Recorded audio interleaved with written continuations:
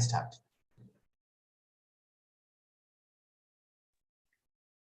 Yeah, Anirban, we can start now. It's 2 o'clock. Cool. Thank you. So just turn on my mic. So welcome everybody. So we again have Pranit, just for. So I just repeat myself. So welcome everybody. Just for the people who were not there yesterday, perhaps, Pranit is currently a research scientist at Google Research, and he's been telling us about gradient descent. And today, I guess, we're moving from independent samples to dependent data. So over to you, Pranit.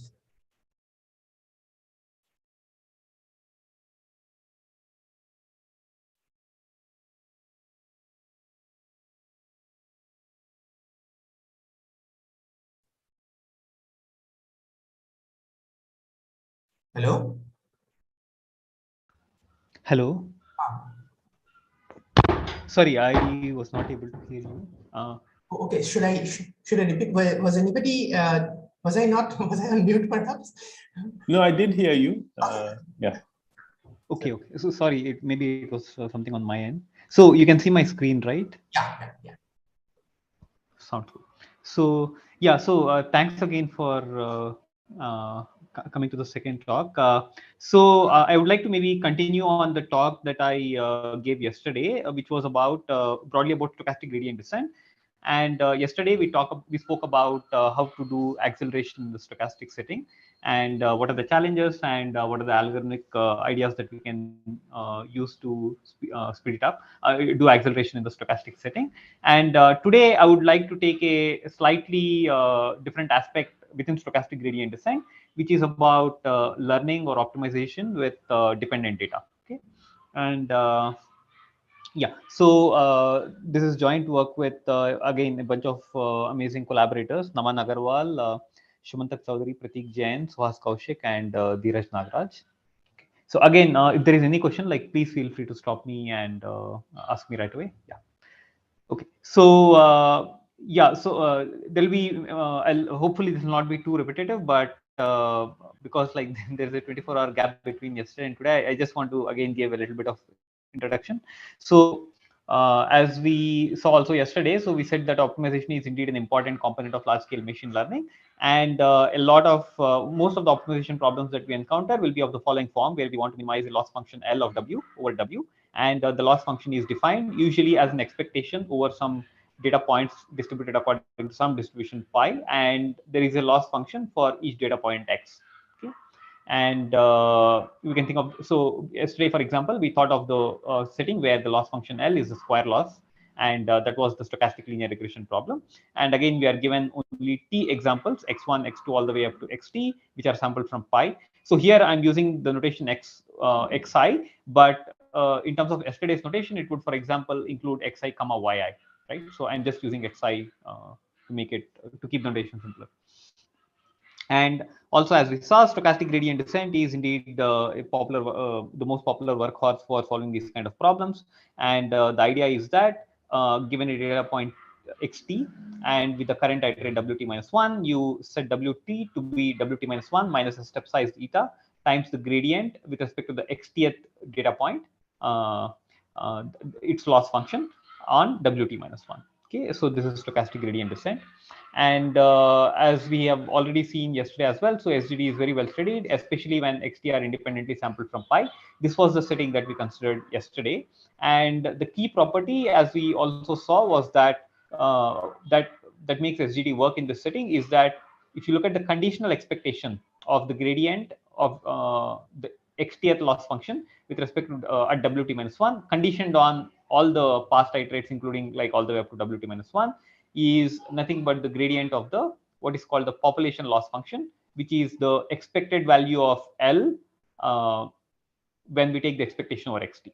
Okay, so this is the key property satisfied by stochastic gradients in the independent setting, and this is the property that is used when we want to show convergence of the stochastic gradient descent algorithm. Okay, and yeah, so a key consequence. So the reason why this SGD crucially relies on this property is that under this condition, we see that the expected value of the next iterate Wt is nothing but the gradient descent update taken at WT minus 1.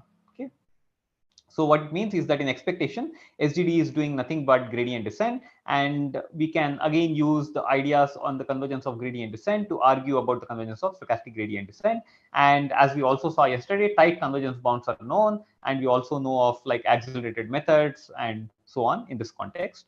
However, when XT are dependent, meaning that the samples xt are not independently drawn from the distribution pi, for example, but maybe they're evolving as a Markov chain, for example, right?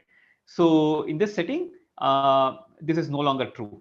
And in particular, this talk, we want to understand what happens if x1, x2, all the all these iterates are the samples are coming from a Markov chain with some stationary distribution pi, but they're not independent samples. Okay.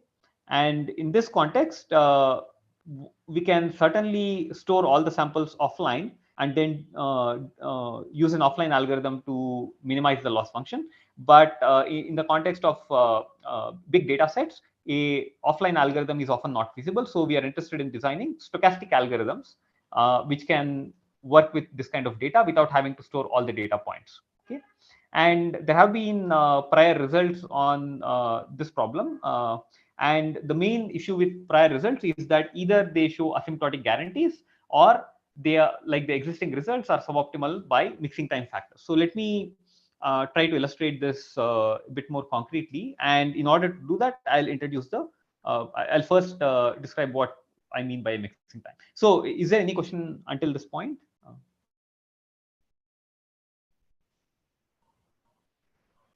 Okay, so I'll go ahead. Right. So let me begin by introducing what's a mixing time of a Markov chain. So let's say Z1, Z2 all the way like is evolving as a Markov chain, right? And let's say pi is its stationary distribution. So the mixing time tau max is defined as the smallest t such that for any starting state Z1, the distribution of ZT conditioned on the initial state Z1 being equal to Z is close to the stationary distribution pi in total variation distance by at most say 1/4. Again, this 1/4 is there is nothing important about this constant 1/4. We can replace this by any other constants, and in general, the resulting tau mix parameter is only logarithmically dependent on the resulting like the constant that you put here. Okay, so the mixing time is basically says that irrespective of which starting state you start in, the eventual distribution after t time steps is going to be close to the stationary distribution by say a factor of 1/4. Okay, and what this tells us is that it tells us how fast the Markov chain actually forgets initial condition, because the eventual distribution is going to be very similar to pi. So it actually does not matter whether the initial state started from Z or some other value Z prime. So this is the reason mixing time also tells us how fast the Markov chain forgets the initial conditions. Okay. So let's look at an example of a setting where we would like to do SGD or optimization with data that is actually coming from some kind of a Markov chain. Okay, so the example that I would like to introduce is the problem of learning a linear dynamical system where xt plus 1 evolves as a star times xt plus epsilon t. So here xt is the observation that we make, and epsilon t is a random zero mean noise conditioned on all of the past, and a star is a matrix that we would like to estimate. Okay, so the task is that we are given x1, x2 all the way up to xt, and from the single trajectory we want to estimate a star. Okay. So any question about the problem of learning a linear dynamical system? Okay, so we can pose it as an optimization problem, again a linear least squares regression problem, where we would like to minimize over all the matrices A of the loss function, which is where xt is sampled from the stationary distribution, and we would like to minimize xt plus 1 minus axt square and then take the expectation as xt is drawn from the stationary distribution pi. Okay, and in practice this can be also written as because we don't have access to the exact expectation, but rather we get samples from a single trajectory, we can also write it as the empirical sum of these things, where the empirical sum is taken over all the samples that we have observed in the given trajectory. So we have 1 over t, summation t equal to 1 to t, norm xt plus 1 minus a xt square. Okay. And once we see this, we can directly now try to apply SGD, for example, where we take AT to be AT minus 1 minus the step size times the gradient, which turns out to be given by this quantity. Okay. However, in this case, if we take these samples xt in the forward order as the sequence of observations that arrive to us, then it turns out that stochastic gradient is no longer unbiased and it's actually biased. In particular, the expected value of this given AT minus 1 is not necessarily equal to the true gradient at AT minus 1. Okay. And the key reason is that AT minus 1 actually depends on all the things in the past, including x1, x2, all the way up to xt, right? And these things further correlate with the xt and xt plus 1 that we are currently using from the current data sample in order to estimate the gradient. And because of this correlation, the conditional expectation of this thing given AT minus 1 is not the true gradient of the original loss function here that you would like to estimate, right? And consequently, stochastic gradient descent does not work properly on this problem. So hopefully this makes it clear why stochastic gradient descent does not work when we have data that is not independent, but rather comes from, say, a Markov chain. And this also illustrates the need for a different algorithm, which can, which is still streaming in the sense that it does something similar to stochastic gradient descent, but still actually does the right thing and not what SGD does. Any question? So hey, Praveen, so I guess the single trajectory is the difficult, like, as in you can't wait, like you can't just leave out a batch of samples, say proportional to the mixing time, and then pick the next one. Right. Yeah, so that's a good point. So let me come there. Right. Okay. So in the previous slide, I guess motivated by Sid, I was going to ask the same. So in this case, can you show that if you use xt minus 1 into, is the bias somehow related to the mixing rate, sort of time, rate of mixing? That's a good question. I'm not sure if it may be, in the sense that the mixing time is given by the spectral radius of this matrix. Right. Or like the inverse of the spectral radius of like 1 over 1 minus the spectral radius of this matrix. And if is actually I don't see a clear relation, because like the bias here may actually depend even on like the entire spectrum and how this evolves and so on, but the mixing time only depends on 1 over 1 minus the spectral radius. Yeah. So getting back to Siddharth's question, it is indeed possible that you just you take only one every atomic samples and they are approximately independent, and then you only use them to do the estimation. But as we saw in the previous, yesterday's talk also, the final error that you are going to get is going to depend on the number of samples you are able to use. So in the second term, it was of the order of 1 over n, right, where n is the number of samples you have taken. And if you are going to throw away like most of the samples, meaning that you're going to use only 1 over atomic fraction of the samples, then the convergence rate that you are going to get will be off or will suffer at least, will grow only as atomics over n. It will not go down as 1 over n, right? So the question would be whether you can still design okay, and if you solve this this problem, which is the offline problem, then you don't suffer that. So from an information theoretic point of view, if I give you n samples, there is no reason for you to suffer this mixing time factor. But when we are doing stochastic gradient descent, by dropping most of the samples, then you are suffering that atomics factor. So the question is, can you still design a streaming algorithm which does not lose that atomics factor? Is the point clear?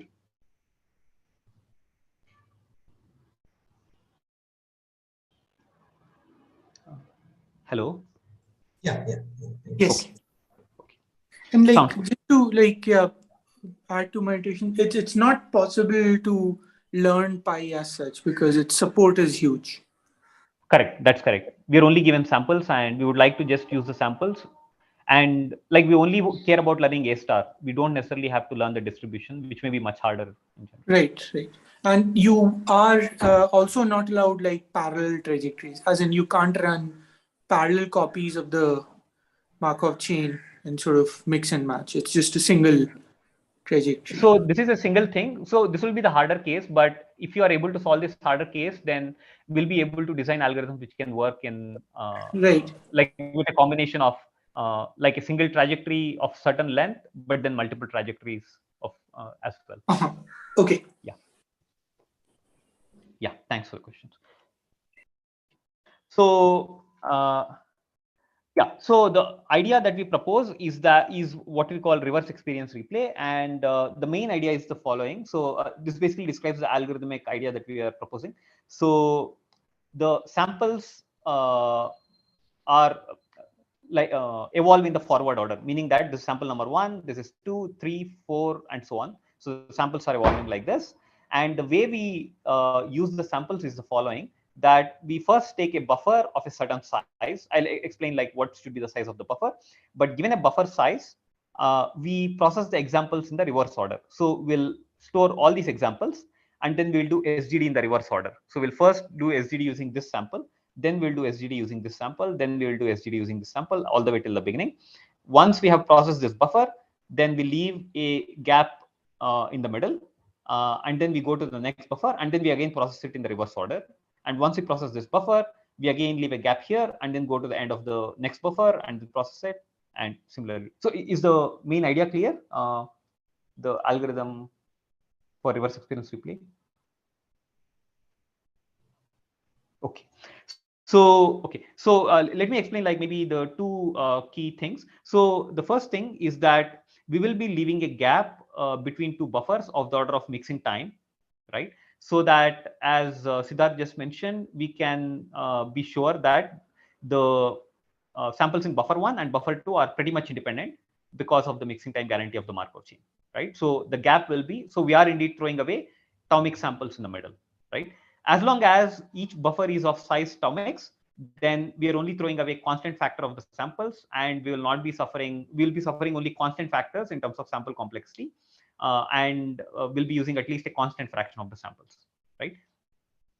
So in order for this, what that means is that we'll take the gap size to be mixing time, like around the mixing time number, and similarly the buffer will be at least the mixing time number, so that we'll be throwing away only a constant fraction of the samples, and the buffer size can be much larger, but all we need is that we need the buffer size to be at least a mixing time. And if we think about it, the mixing time can be actually much smaller compared to the total number of samples, right? For example, in order to get a reasonable estimate, we might have the total number of samples to be dependent on to scale linearly with the dimension, whereas mixing time can be independent of the dimension, right? So the buffer size can be much smaller than the total number of samples. The second thing is that this is not a completely streaming algorithm, in the sense that the memory requirement of this does not scale in terms of single sample storage, but rather depends on the size of a entire buffer, because we will store the entire buffer and then process the examples in the reverse order, right? So the key thing that we are saying is that we are going to relax on the memory requirement of SGD by increasing the memory requirement from O of 1 samples to buffer size samples, which is of order mixing time. So mixing time number of samples. And once we do this, we will see later that we will be able to get statistically near optimal results, while SGD cannot achieve similar results. Okay, and I would like to mention that empirically has been a very widely used technique, both in particularly in reinforcement, a single trajectory of examples. And while the way that people use experience replay in reinforcement learning is slightly different, and there are also quite a few variants. The reverse experience replay variant in particular has been proposed in this prior paper by Rotinov, and it has shown that reverse experience replay indeed has very good empirical performance. And our work kind of tries to give a more theoretically sound basis for why it works, and how we can try to analyze reverse experience replay in this context. Okay. So let me explain why stochastic gradient descent with reverse experience replay can actually learn linear dynamical systems. Okay. So the main idea is that we have xt plus 1, which is right. So this is just the definition of the linear dynamical system, where xt plus 1 is a star xt plus epsilon t. And we have also said that the expected value of epsilon t, the noise vector given x1 to xt, is equal to 0, right?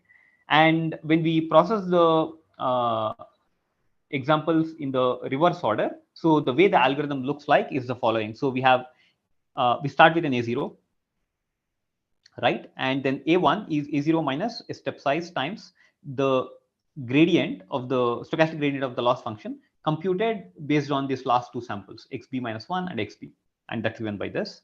And then we get a1, and then from a1 we look at xb minus 1, xb minus 2, and then compute the stochastic gradient at a1, and then we do stochastic gradient at a1. And similarly, we just keep going all the way up to these examples, and then we'll get the final iterate of the first buffer, which is AB. And then buffer will end at this point, end of buffer 1, right? And in the then we leave a gap of mixing time number of samples, and then we go to buffer 2, right?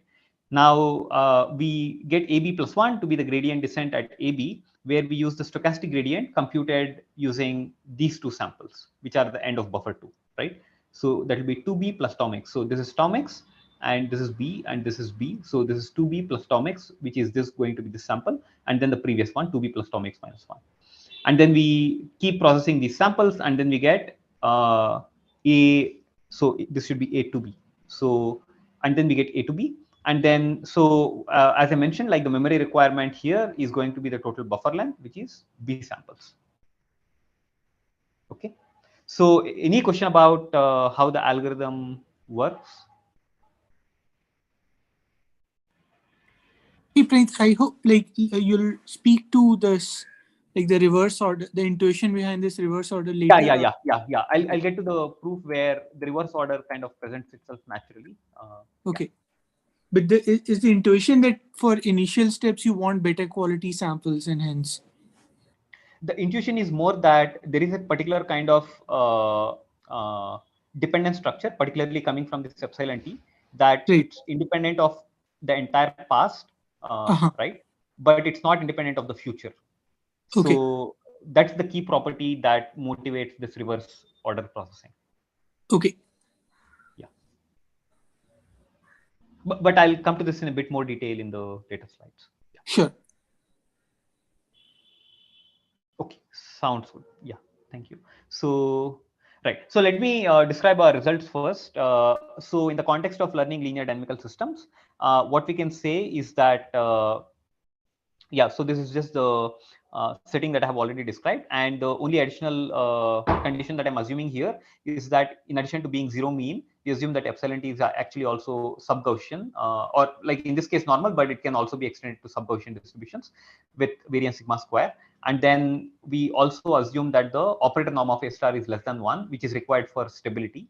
And under these conditions, what we can show is that with T samples, right? So if we can, if A hat is the output of the SGD RER algorithm, then the operator norm of the difference between A hat and A star is at most a constant times square root of D sigma square divided by the minimum singular value of the Gramian matrix. I'll again describe what this is, times T. So D here is the dimension of the vectors that we are looking at. D is the dimension of xt. Sigma square is the sub-Gaussian parameter of the noise at every step epsilon t. And the Gramian matrix G is nothing but the covariance matrix of XX transpose. So if we draw X from the stationary distribution of this linear dynamical system, then the covariance matrix of the resulting vector X is what is called the Gramian of this matrix. And the error basically is in the operator norm is given by d sigma square over sigma min of G times T entire square root. And while this looks somewhat complicated, the important point to note here is that this is information theoretically optimal, and we cannot do better than this rate under these same assumptions. Okay. So what this means is that the algorithm that we are proposing is indeed close to optimal. I mean, I'm not saying exactly optimal because there are some log factors that I'm not including here. But apart from the logarithmic factors, this upper bound tells us that SGD RER actually achieves the information theoretically optimal rate. And in fact, we can also extend this to nonlinear dynamical systems where instead of xt plus 1 being a star times xt, we can have an element-wise nonlinearity applied to this vector. And there are again certain assumptions on the nonlinearity that it has to be monotonic and so on. But in this nonlinear dynamical system setting as well, it turns out that SGD RER can actually be shown to have information theoretically optimal rates. And for this setting, it's actually the first streaming algorithm that has been shown to work. So this is the first result on learning linear dynamical systems. And the second one that I want to mention is about Q learning in the context of reinforcement learning, again with reverse experience replay. And just to give a bit of background, Q learning is one of the most popular algorithms for doing reinforcement learning, but it has convergence issues even for simple problems with function approximation. Okay. And in practice, Q learning is actually used with two additional ingredients. And the first one is what is called online target learning, which again, I'll explain in a bit more detail in later slides. And then the second one is experience replay. Okay. There has been prior work which has shown why online target learning can actually yield stability for Q learning, whereas like even more earlier work has shown that it actually has convergence issues even for simple problems. So there has been some work which showed that how online target learning can actually fix these convergence issues to some extent. However, there has been no analysis of experience replay. So our result has been the first rigorous analysis of Q learning with reverse experience replay. And we do this in the context of linear MDPs and also obtain finite sample guarantees. Okay. So in the second half of the talk, I'll go into a bit more detail about the setting of Q learning, reinforcement learning, and also about linear MDPs and our result here. Okay. So hopefully the results are clear. Any questions about the results themselves before I go into like the main ideas of the proof? Hey, so Brian, when you say streaming, you mean you're only storing something like capital B times the dimension. That's correct. That's correct. That's correct. Okay. Yeah. And like maybe I'm jumping ahead, but is it interesting to actually save on this? Like instead of storing the vectors, you store projections or some sketches and then use that. Is that something like, because the vanilla SGD would be just order D, like you just it's completely streaming, you don't store anything. But is that a useful direction to think about? I think that will be useful, maybe at least certainly for linear learning linear problems, which is like most of our theories for linear problems. Actually, sketching might yield further improvements. Yeah, that's an interesting question. We haven't looked at that. Okay, thanks. Yeah. So in practice, I guess like the buffer size is important, because even like when people apply this in like the practical Q learning setting and so on, like the buffer sizes are extremely large, and like if you can sometimes like it's just a memory requirement that basically limits how much buffer size you can actually maintain and so on. So yeah, minimizing the buffer size is of interest from this point of view. Right. Yeah, the memory requirement. Yeah, exactly. Right. Okay, thanks. Thank you. Yeah. Okay. So let me give the general framework of our results, which is what we use to prove both like the linear dynamical system ideas, and then like there is also further work that needs to be done for RL. But again, like the high level ideas behind like reverse experience replay are kind of quite similar. So the setting is as follows. We have like a Markov chain evolving as x1, x2, all the way up to xt. And then we also have these noise vectors, epsilon1 all the way up to epsilon t minus 1. And what we observe is that we have yt, which is a linear function of xt plus this noise. Okay, so yt is w star. So there exists a vector w star such that yt is equal to w star transpose xt plus epsilon t, where the epsilon t is conditionally zero mean and its variance is bounded by sigma square. Okay. And as I've mentioned, the Markov chain actually evolves both on x1 epsilon 1 all the way to x2 epsilon 2 and so on. Okay. And the linear dynamical system example, for instance, has the form xt plus 1 is a star xt plus epsilon t. So here it's not a scalar observation, but rather a vector observation. But this can again be put in exactly the same format as long as we make yt to be a vector and w star to be a matrix. Okay. And the second point to note is that in the linear dynamical system setting, both of these properties are indeed satisfied, because x2 depends on x1 epsilon 1, and similarly xt depends on xt minus 1, epsilon t minus 1, and so on. Okay. So let's look at a brief overview of the proof when we have the independent setting. So how do we prove the convergence of stochastic gradient descent? So we first have let's go line by line. So Wt plus 1 is given by Wt minus the step size times the stochastic gradient, right? This is stochastic gradient. And we just subtract W star from both the left-hand side and the right-hand side, just to make it a recursion on the distance from the optimum, right? So we have this equation, and when we know that yt is actually given by W star xt plus epsilon t, and then we replace yt in the value of the stochastic gradient, and then we do some simplification, and then what we get is this equation here, which is Wt plus 1 minus W star, which is the distance to the optimum, is satisfies this recursion, where we have distance at t plus 1 is some matrix which seems to be smaller than identity, and hopefully this will be contracting, times the previous error plus a zero mean noise. Okay. So when we expand this further to the next time step t minus 1, what we get is we have like two contracting matrices hitting like the previous Wt minus 1 minus W star, and then one contracting matrix hitting the error at the epsilon t minus 1 xt minus 1, and then this error which is epsilon t xt, right? And the key point here is that epsilon t minus 1 and epsilon t are actually zero mean given the xt minus 1, xt, and so on. So because we are talking about the independent setting, right, where these are all independently sampled, and so the expectation of epsilon t given like any of the x's is just equal to 0. So once this is true, then both of these become zero mean. So so both of these become zero means, and this is actually a geometrically decaying term, because we would hope that this part concentrates around the Hessian. So I minus eta h is actually a matrix whose eigenvalues are all strictly smaller than 1. So we hope that this is geometrically decaying term. Okay. So at least in terms of expectation, we see that this actually converges to 0. And it turns out that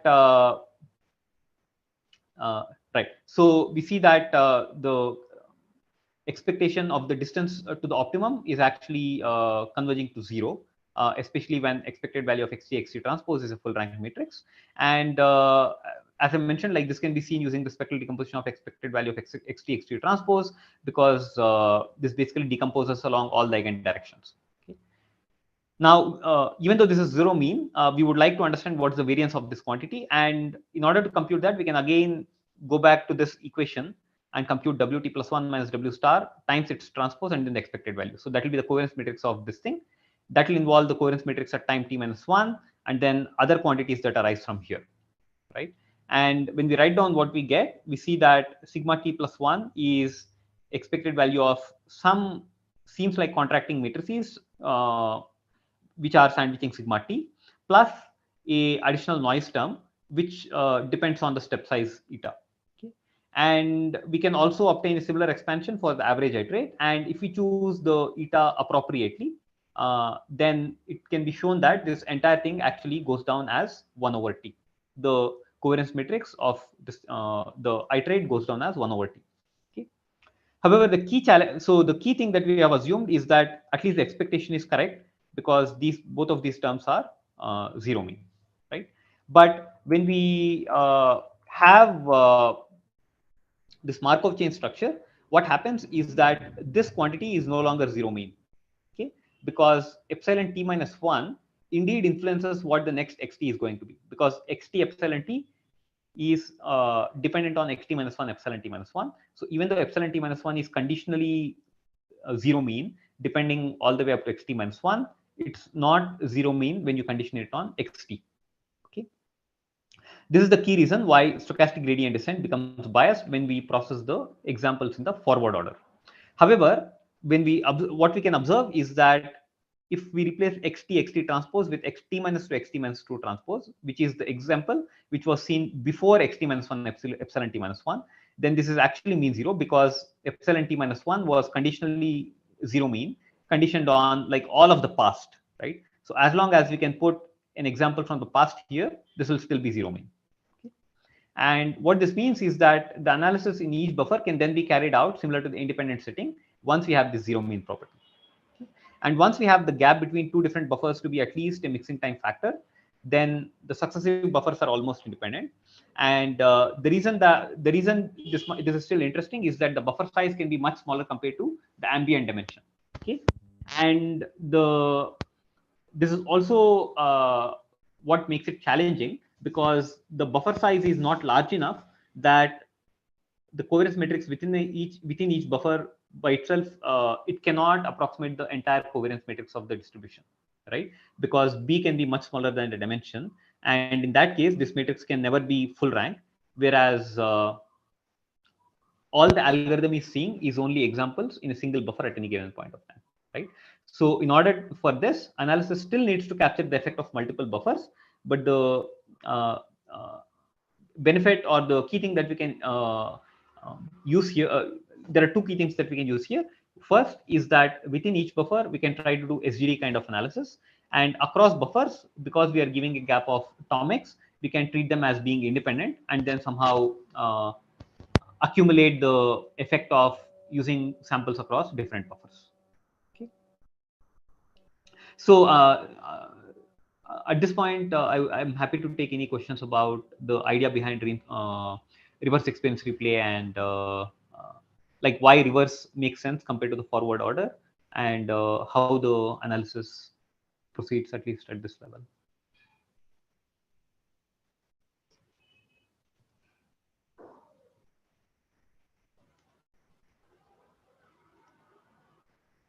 Okay, sounds good. So in the remaining 20 minutes, so I hope to give like a brief primer on reinforcement learning and how this arises, how optimization with like correlated data or this Markov chain data arises in reinforcement learning, and how reverse experience replay can again solve this situation. Okay. So so let me first explain the setting of reinforcement learning. So we have a Markov decision process with states denoted by little s and actions denoted by little a, and a Markov decision process basically is defined by the probability transition matrix, which gives us both the next state as well as the reward. So given a current state st equal to s, and the current action that we are going to take at equal to a, the probability transition function tells us what is the likelihood of ending up in the next state s prime, as well as observing a reward r. Okay, so this transition defines the Markov decision process, and we given a Markov decision process like that, so a policy sigma is a function which takes a state and an action pair and gives the probability of choosing this particular action when we are in that particular state. Okay, so this is again a Markov policy in the sense that the probability of choosing an action depends only on the depend on the like the previous trajectory of where I have come from and so on.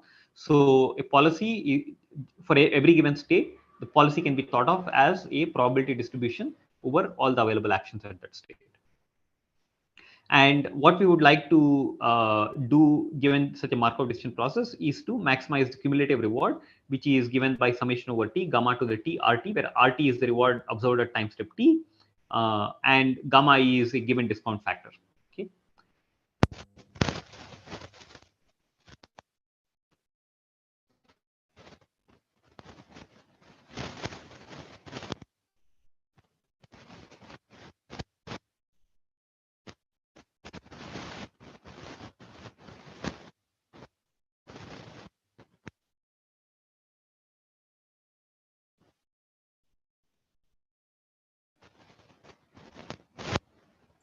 Pranit, are you speaking? I'm not able to hear you.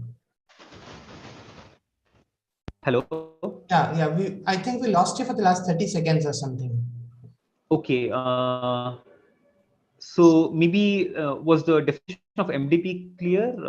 At what point? I heard until the policy where this is a probability and a cumulative reward until that point. And Okay. Yeah. So the policy, as I mentioned, as I was describing, is a probability distribution for every given state. It's a probability distribution over the set of actions that are available at that state. And cumulative reward is the summation over all the time steps t of gamma to the t, where gamma is a discount factor which is smaller than 1, times the reward that's observed at time step t. And for any given policy, there is a corresponding cumulative reward. And the goal here is to find a policy sigma which maximizes this cumulative reward. Okay. So we want, for every state, we want to find a policy probability distribution over actions, which eventually leads us to the maximum achievable reward. Okay. So one way to, there are a few important related quantities that help us in doing this optimization. And one of them is the Q-value function. Okay. So what the Q-value function says is that, so it's a function that takes a state action pair to a real number. And what it says is that if I were to start at this particular state action pair, then what's the maximum expected reward by following any policy, where I'm maximizing over all possible policies, but it's just that I'm starting at this given state action pair. Okay. And one of the fundamental results going back to Bellman is that there exists a single optimal Q star value function which satisfies the Bellman optimality equation. What it says is that given a state action pair, the optimal Q star satisfies the following equation, where Q star of SA is equal to the expected reward that you're going to get because of this transition. And then in the next, so when you take a probability distribution over the next state that you're going to go to, which is S prime, then when you take a maximum over all the Q star values for various A prime, then the sum of both of these quantities on the right hand side is equal to the left hand side. And a Q value function is optimal, meaning that it gives us the optimal Q star value function if and only if it satisfies the Bellman equation. Okay. And secondly, this can also be translated into the policy world, meaning that a policy sigma is optimal if and only if it's induced by the the optimal Q star value function. Okay. Which means that the support of the optimal policy function is contained within the argmax of the Q star of S comma action space, where we take the argmax over all the action space. Okay. And Q-learning is basically trying to iteratively solve the Bellman equation, because if we solve the Bellman equation, then we can find the optimal policy using this Bellman theorem. And Bellman theorem also guarantees us that there exists a unique Q star value function which satisfies the Bellman equation. So Q-learning is just finding optimal policy by finding the optimal Q value function by trying to solve this fixed point equation. Okay. So this is what is done by Bellman iteration. And the Bellman iteration is the following. So we start with a Q0 and then we update using the right. So we put in the Q0 on the right hand side, right? And then we get a, we can evaluate this right hand side, and then we call that Qt plus 1. Okay. And then we put Qt plus 1 again on this right hand side, and then we can get Qt plus 2 and so on. Right?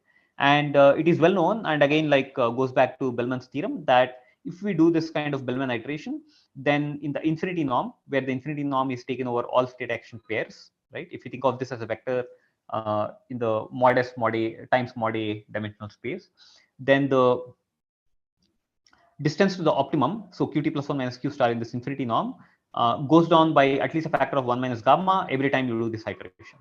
Okay. So if we are able to do the Bellman iteration, then given Qt, we are able to compute Qt plus 1, and then Bellman's theorem tells us that this converges to the optimal Q star function in this infinity norm. Okay. So the second thing to note is that in order to do Bellman iteration, this actually boils down to a supervised learning problem, in the sense that for every S comma A, we have a right hand side here, right? We can compute this quantity by doing a transition from S comma A. and we want to find qt plus 1 that actually satisfies this equation. Okay, so in that sense, this boils down to a supervised learning problem. Okay, so so far we have thought about settings where s comma a are discrete, and we have been thinking of these in the finite dimensional spaces. But in general, we have these s comma a dimension to be extremely large. So usually we want to do some kind of function approximation. What we mean by that is that instead of denoting each s comma a pair as a separate dimension, we will encode it by using some kind of feature vector phi of s comma a, which will be in, say, d dimensions. Okay, and we if we can approximate the q value function qt at any s comma a as the inner product between the feature vector at s comma a times some vector wt. This is called linear function approximation, where we are trying to approximate the q value function qt using a linear function. Okay, in this context, Bellman iteration turns out to be a linear regression problem, where we are trying to find a vector wt plus 1 such that phi transpose wt plus 1 is approximately equal to this expectation, where we have wt on the right hand side, and we want this to hold for every s comma a, right? And that's the reason we are saying that if we are given wt, we can evaluate the right hand side by using transitions from the MDP, and then use it to evaluate wt plus 1 on the left hand side. And that's why this boils down to a supervised learning problem. Okay. And the online target learning idea is basically that we update wt plus 1 as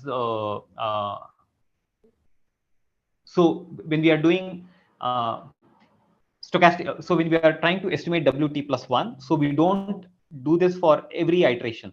So whenever we have a state action pair, we would like to try to estimate wt plus 1 by putting wt here. So we don't update wt to be wt plus 1 at every after looking at every sample, but rather we have batches of samples, and for a batch of samples we will use the same wt as the target network, use all of those samples to solve for wt plus 1, which is the online network. And after the batch of samples is processed, we'll use wt plus 1 on the right hand side, and then again estimate wt plus 2 on the left hand side. Okay. Okay. So again, it turns out that linear function approximation by itself has several negative results, in the sense that q-learning does not converge, and it can be unstable and does not go anywhere, and so on. So for q-learning to work, there have been specific classes of problems on which people have shown that sample efficient learning is possible with function approximation. And one of the most well-known classes among them is the class of linear MDPs, where for every given state action pair, we have this feature vector phi of s comma a, but for every state, we also have a feature vector psi of s, and the probability transition function is itself linear. So probability of st plus 1 is s prime, given the current state action pair is an inner product between phi of s comma a transpose times c of s prime, psi of s prime. Okay.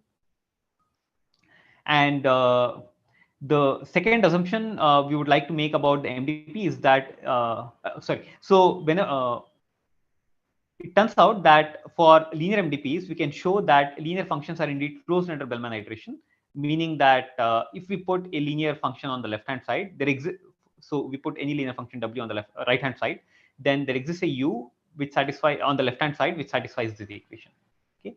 So in this context, so a Bellman iteration basically then boils down to realizable or well specified linear regression, because indeed there exists a u for which this right hand side can be satisfied as a linear regression problem.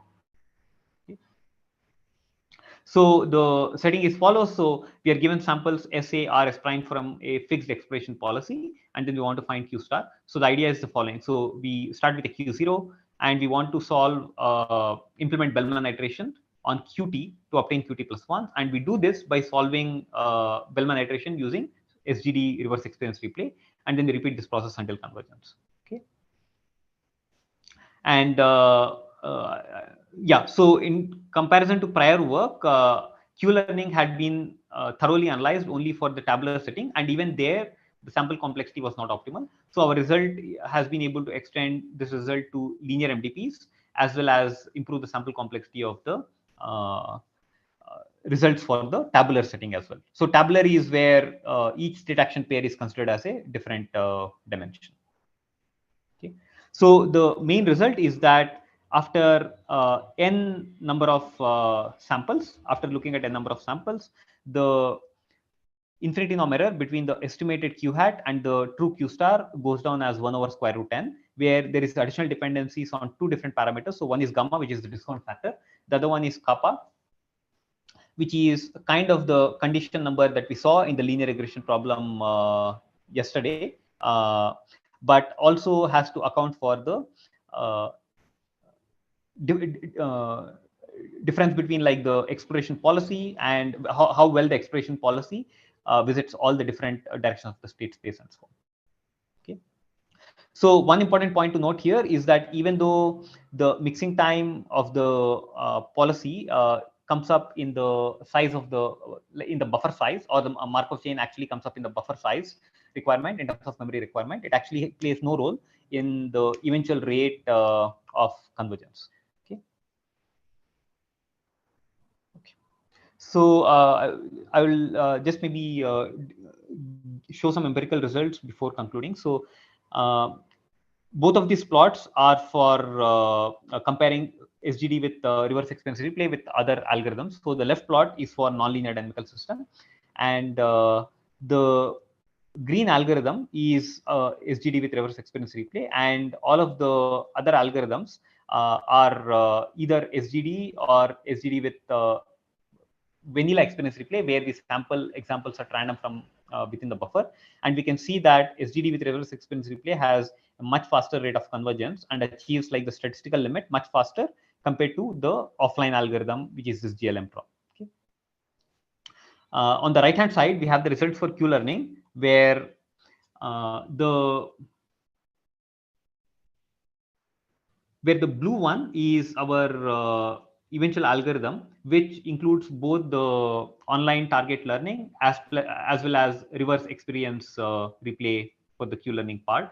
And we can see that compared to vanilla Q learning, as well as using vanilla experience replay, where we only sample randomly from within each buffer, we see that we achieve a much better, we are able to find a policy which is much closer to the optimum than both of the other algorithmic ideas. So to summarize, I want to end by saying that we have considered both nonlinear dynamical systems as well as the problem of Q learning for linear MDPs. And in the problem of nonlinear dynamical systems, the task is to learn the matrix A star that's driving the system from a single trajectory of observations. And here sigma can be an element-wise monotonic function. And even in this case, it turns out that SGD with reverse experience replay achieves the optimal statistical rates of estimation on A star. And in the context of Q learning for linear MDPs, the task is to learn the optimal Q value function using a given exploration policy. And we obtain the first result for obtaining a non-asymptotic convergence rate for Q learning using both online target learning as well as reverse experience replay beyond the tabular setting in the linear function approximation setting. So that's all I wanted to say. I'm happy to take any further questions now. Nice. I don't see any questions in the chat. Questions? Please go ahead.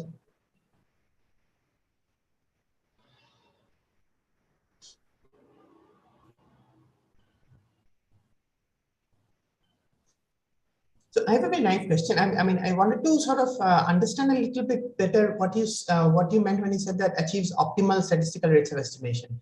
Are you saying that the dependence on the D's and the sigma mean, those and the T, that is, so which of these dependencies are you talking about in terms of optimality? All of them actually. All of them. Oh, yeah. Okay. Asymptotically, as n goes to infinity, you cannot get better than this. Achha. Yeah. So there are some additional terms that I have not written.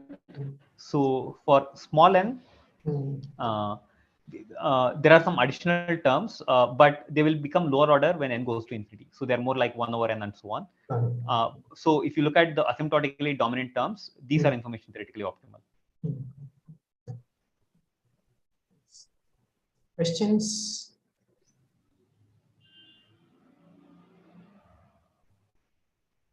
I guess we did have a bunch of questions. Yeah. All right. Yeah. Okay then. Thank you. Thank you. Thanks. Let's thank Praneeth for the amazing talk. Very nice. Thank you. Thank you so much, Praneeth. Thank you, Anirban. Thank you, everyone. Oh, I see Siddharth clapping. Thank you. So, okay. So, Neil, I guess, please take over. Yeah, sure. So I guess, if I'm not wrong, the next session is again scheduled at 3:15. We have about a 20-minute window here. Let me just check if, let's see here.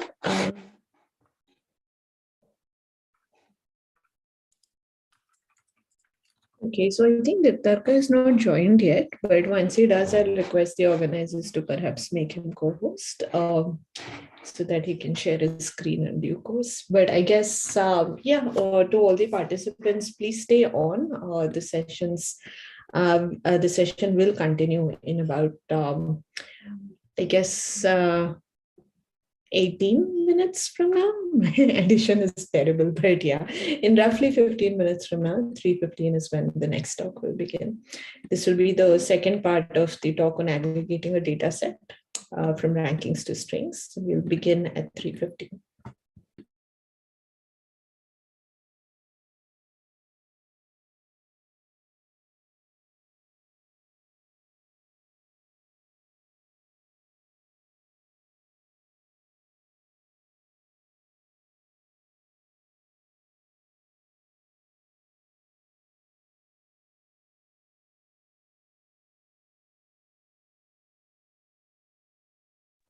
Hey, Neil, do you know if the slides will be shared or should I just? I think they will be put up on the website because I think in the morning we were talking to Arindam and asking for the slides. So my guess is that they will be put up. Maybe if Aritra or one of the other organizers is around, they can confirm. But yeah, they should be there. Okay, yeah. Yeah, lots Also, of people. sorry, I was also going to say that the stream links are anyways up. So from the Math Science YouTube channel, the videos are already there on the fly, so we can watch the recordings, and the slides should be up in due course on the website. Sorry, you were saying? No, yeah, too many references, hard to keep taking screenshots. So Right. No, yeah, that's sure. good. Yeah, cool. Yeah. Right. Thanks for that. Yeah. Thanks.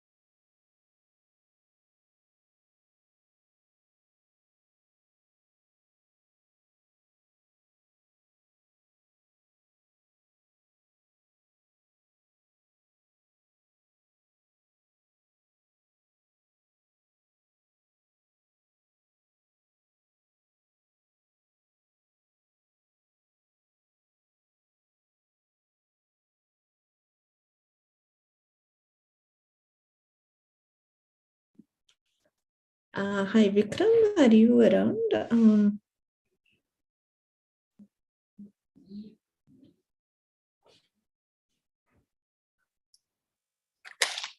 Ma'am, Hi, yeah, sorry, I was just wondering, yeah, the tell me, speaker ma'am. has not joined yet, right?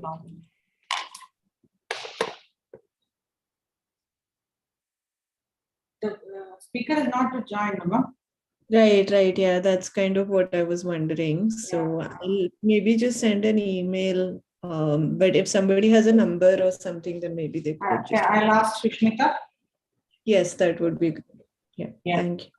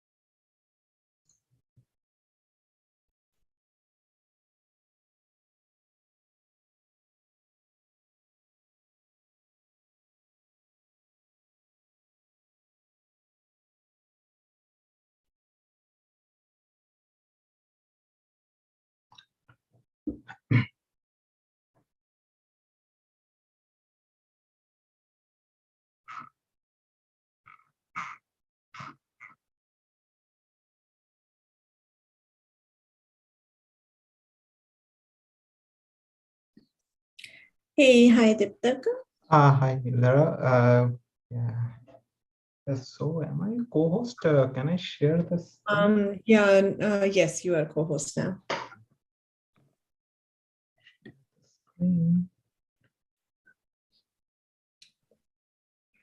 I think I have joined from two devices. So, in one device, it is co-host, another not. So, Right. Okay. So I'm doing it, sir. Yeah, perfect. Thanks. Done. Yeah, I think it should work now. yes, Mhm. it is working now.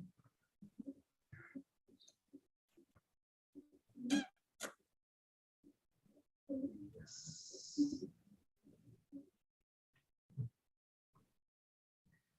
Yeah, this is perfect. I think we can see a screen and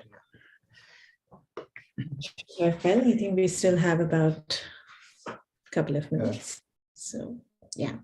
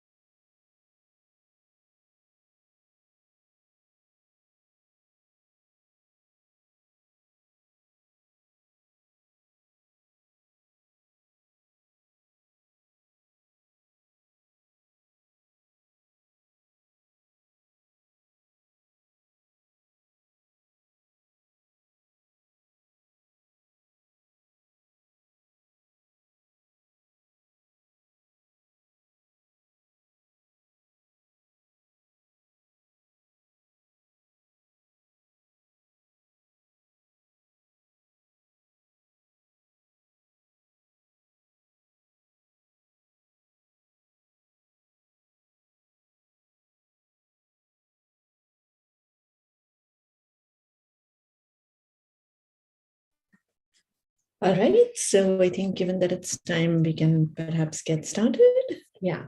All right. So welcome back, everybody, to the second half of this session. This is the second day of recent trends in algorithms. And this talk will be a continuation of the talk that we heard yesterday from Deeptarka Chakrabarti. In case you missed it earlier, he's a faculty member currently at the National University of Singapore with wide-ranging research interests within theoretical computer science. Yesterday, he told us about the aggregation problem starting with strings, and he left us on quite an interesting cliffhanger where we also talked about variation of a related question in the context of rankings, and now he will walk us through the solutions, I think is what was promised for the various questions you raised yesterday. So Diptarka, all yours. Thank you. Okay. Thanks, Nildara. Yeah, so this is a continuation of yesterday's talk.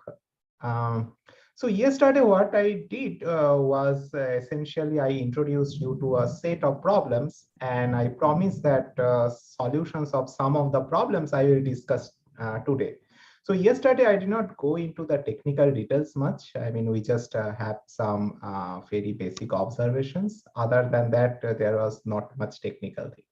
But today it will be completely technical, and we will see a few techniques to attack some of the problems we introduced yesterday. So yeah, so before starting, I mean, please feel free to stop, I mean, wherever, if you have any doubt or anything.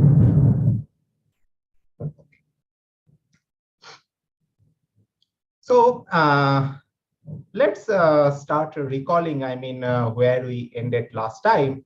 So we defined this median string problem. So what was the problem? So let's recall. So we are given a set of strings, x1 up to xm, over some alphabet sigma. And then we want to find a string y that minimizes the following objective, which is the sum of edit distance. Okay, and you should notice here that when I ask to minimize y, so here the y is from the ambient space. It could be any arbitrary string, so need not be from the input set.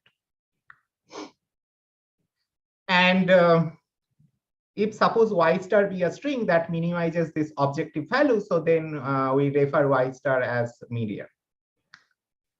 So yesterday we have seen 4 questions. So first one was like how to do clustering efficiently, which I already told that we are not going to see, I mean, answer this question in this talk.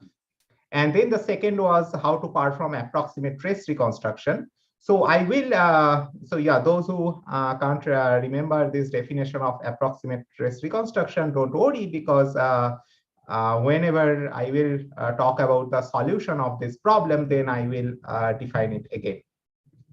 And then the third question was, what is the connection between approximate trace reconstruction and the approximate median problem? And then the last, not the least, the question was how to find an approximate median efficient. And then we have basically seen that using just the triangular inequality, we get a 2-factor approximation. And if we restrict ourselves to some special case, like when the metric space is Hamming, so then this problem is very trivial. I mean, we can easily get the exact solution in polynomial time, actually linear time. And then we went to another type of special case or restricted case where our inputs are not just arbitrary strings, but permutations. And from there, we define the rank aggregation problem. So what was the problem? So it is exactly the median problem. So only difference is that now the input strings are not just arbitrary strings, but rather permutations or rankings. I mean, yesterday we have seen that permutations and rankings are essentially the same. And then the question was, I mean, can I find a permutation y that minimizes the sum of distances? Okay. And that's why, I mean, if you recall, I also mentioned that since now we are asked to find a permutation, specifically not just arbitrary string, so it is not really a special case of edit median. Okay. So now what we know so far. So there was another dissimilarity measure that was defined on permutations or rankings. So that was Kendall tau. And with respect to that, we know that the problem is NP-hard, even for 4 inputs.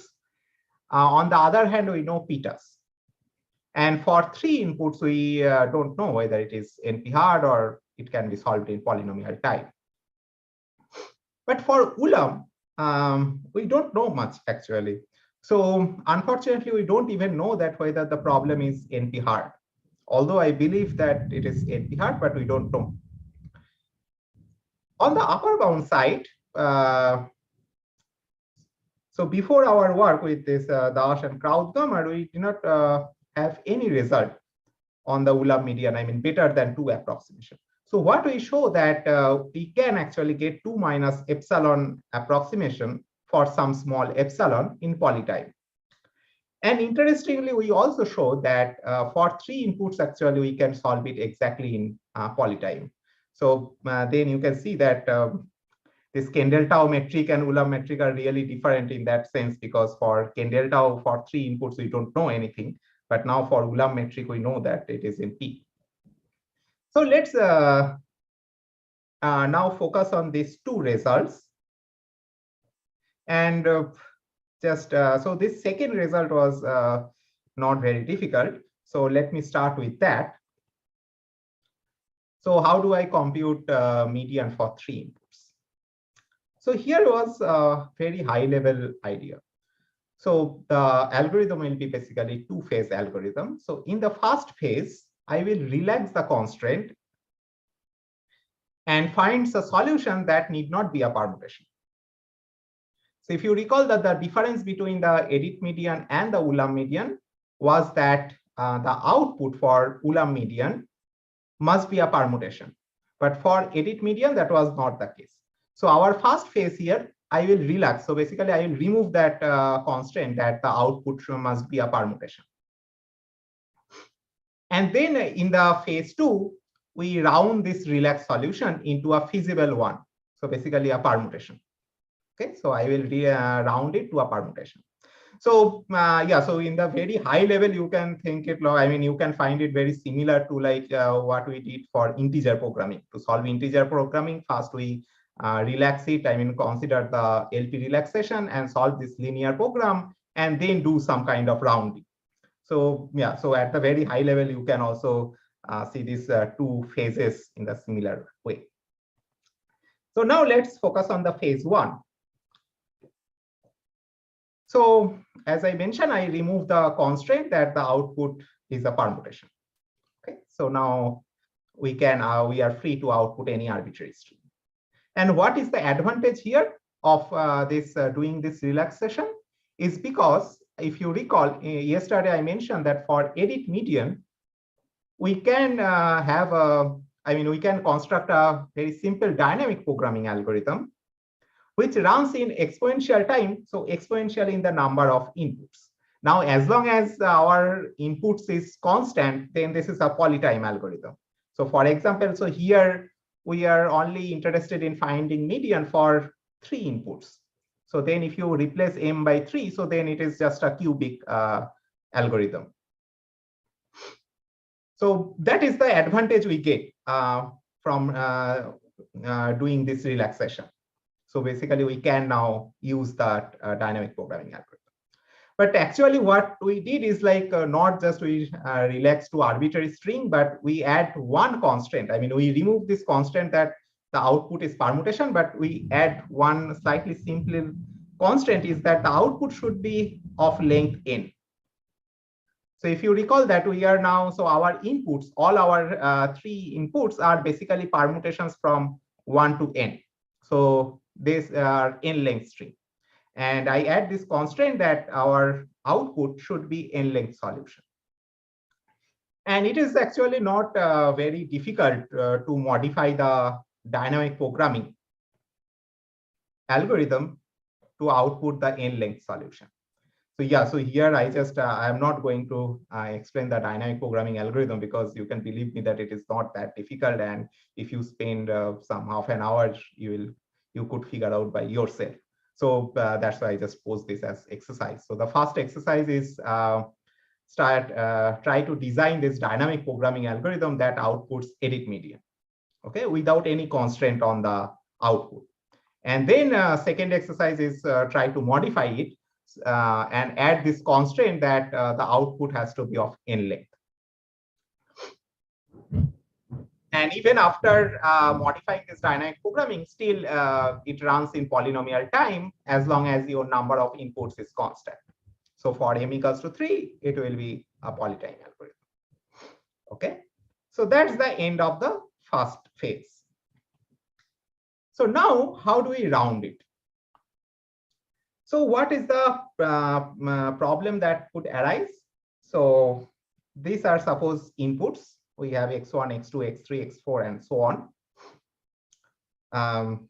Okay, so although I already mentioned that we are interested in like 3 permutation case, but I mean, I just whatever I draw here is basically for arbitrary number of permutations.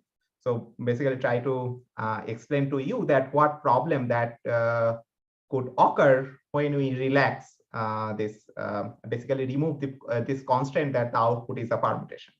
So when we apply this phase 1, basically this dynamic programming algorithm, so then the output need not be a permutation. And since it is, I mean, I also add this constraint that this has to be of length n. So essentially there could be some duplicates. Okay. So for example, here you can see that both the symbol 1 and 2, they occurs twice. And now phase 2 will essentially be that I have to remove these duplicates.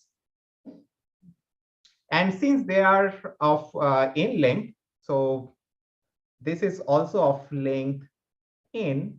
So if there are duplicates, then there has to be some of the symbols which are missing. So I have to remove the duplicates and get back those missing symbols to make it a permutation. And that is my job to do in phase 2. Okay, so basically we have to round this relaxed solution to a feasible permutation. And we have to delete these duplicate symbols and insert missing ones cleverly. I mean, if we do arbitrarily, we may not be able to get a good solution. Okay, so this is the high level idea of the phase 2. And now how this argument works. I mean, this is again very similar to what we do for LP and ILP. So consider this following 2 quantities. So the first one is what is our target. So that is the optimal permutation. So I mention it by opt rank. Okay. So the optimum value obtained by a permutation. And now the second quantity is opt n length. So which basically our phase 1 outputs. That optimum value attained by any n length permutation, n length string. And since this n length, so this is of course a relaxed version of the rank.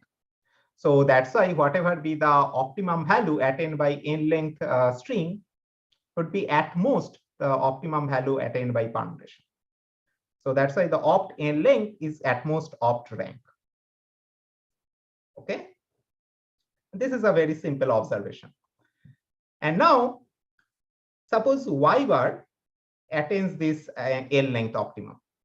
So now phase 2 will transform y bar to some permutation z.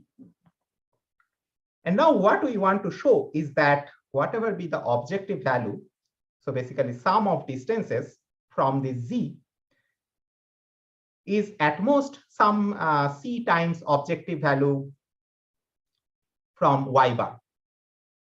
Okay, and since y bar is our optimum solution for n length version, so then this is essentially give us that this is equal to c times opt n length, and then I will use this simple observation to get an upper bound on c times opt rank. And then just by definition of approximation, this gives c approximation. So this z will give us c approximation because this is c times opt of rank. Okay, so this will be the very high level idea, and this is exactly, as you can see, that this is exactly same as how we argue for LP relaxation. Okay, so now what will be our rounding technique here? So as I mentioned that I want to, I mean, we show that for 3 inputs, the Ulam median we can find in polytime. So basically we have to output some exact median. So there is no scope of approximation in our result. So That's why what we essentially show is that in the after phase 2, whatever z we get, so the objective value with respect to z is at most the objective value with respect to y bar. So this y bar is n length optimum. Okay. So this obtain the n length optimum. So essentially, we show this claim for basically c equals to 1. Okay. And one, as you can see that now once we show this, then just by whatever argument we did in this last slide, so then we basically get a ranking which is optimum ranking, rank aggregation. Okay. So now how do we proceed? So how do we show this claim that after phase 2, whatever we get, so the objective value is at most the objective value of y bar. So to do that, so this is how our argument works. So let's first fix an arbitrary optimal alignment between y bar and x1, x2, x3. Okay, so here are suppose x1, x2, x3. So these are some permutation. Suppose 1, 2, I don't know, something. So maybe 1, so 2. Suppose here it is 4, 3. Here maybe 3, 4, and something else. And here maybe start with 3, 2, 1, and something. And now what we get, suppose y bar, this is say 1, 2. And now fix an arbitrary optimal alignment. So what is an alignment? So this captures the set of edit operation essentially. So alignments is basically a mapping. So suppose, so what is the alignment between in this example? So suppose I take x1 and y bar. So maybe optimal alignment is I will match 1 with 1, 2 with 1, and maybe here I find mismatch. So maybe I delete this character and also maybe delete this character. Okay, so the set of matchings are basically this alignment. And now for each duplicate symbol, what we do is that we only keep the occurrence with maximum matches, okay, with respect to this alignment that we considered in the here in the first line. So for example, here, say for this symbol 1, so it matches in, so this first occurrence of 1 matches with 2 strings. Whereas the second occurrence of 1 matches with only 1 string. So what I do is that I will keep this first occurrence and I will delete the second one. Okay. And now what we get from doing this? So what we get is that our objective value, I mean, once I delete this 1, so basically we start with y bar, which has 1, 2, 2, 1, and so on. Now after deleting 1, suppose in the intermediate step, say I get 1, 2, 2. So 1 is not present. So now when I consider the distance, the edit distance between now y bar prime with these 3 things, what will happen? So the objective value will increase by 1 for 1 input, because this particular one previously matched with x3, but now I delete it. So that means when I try to define an optimum alignment with this y bar with x3, so then I have to pay 1 extra cost, because this 1 is not present, I have to insert it. So that's how the objective value now increased by 1. But we also gain something, because this particular one was not matched with any of the character in x1 and x2, because the 1, since both x1 and x2 are permutation, I know that 1 occurs only once there. and this particular one was matched with the first occurrence. So then in the cost, I have to delete this one for both x1 and x2. And now since in the y bar, I delete one, so those deletion cost I don't have to pay. So that's why I get this advantage of 2. So basically I increase the objective value for 1 for x3, but for x1 and x2, I decrease the objective value by 2. Okay. And similarly, now if we consider that after deleting all the duplicate symbol, we also have to insert back the missing symbols, right? And now for the missing symbols, what we can do is the following. So we will insert these missing symbols in such a way that it maintains at least one input. I mean, it will match with one input. So for example, so again, suppose x1, x2, x3, and something 1, 2, maybe 3, and so on. 1, 2, 4, 3. So here 3, 4, so on. Maybe 4, 3, 1, 2, something. And now after deleting whatever set of duplicate characters, so whatever the intermediate step, I mean intermediate string I get, maybe it contains 1, 2, but maybe no 3. Okay. So maybe it contains 4, but 3 is missing, suppose. Okay. I don't have 3 here.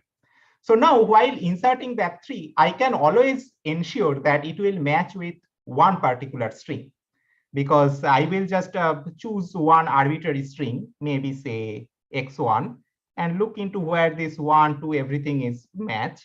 And now wherever this 3 occurs, and whatever be the last symbol before 3 that was matched with here, I will figure out that position. And just after that, I will, so suppose this position, this particular guy was matched.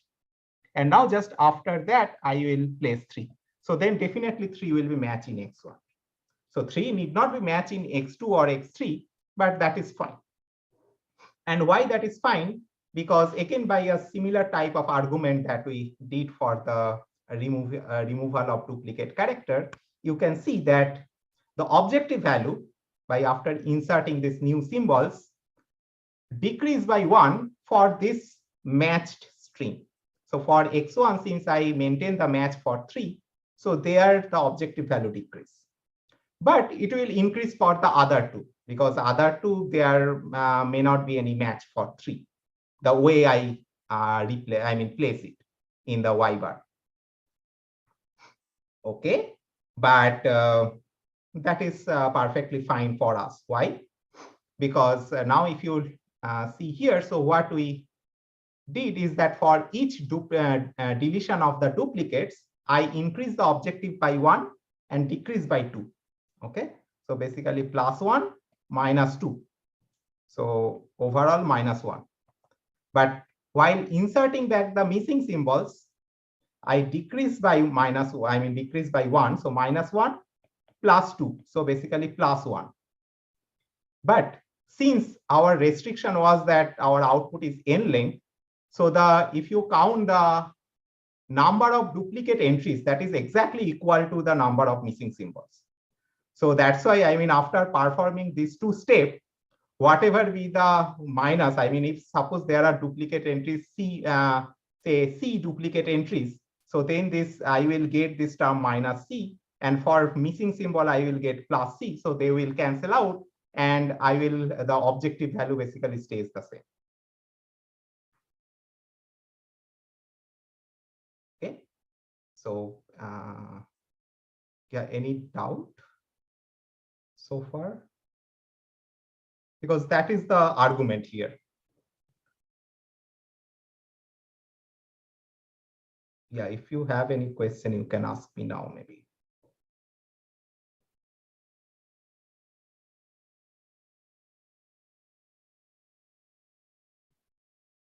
Okay, seems there is no question.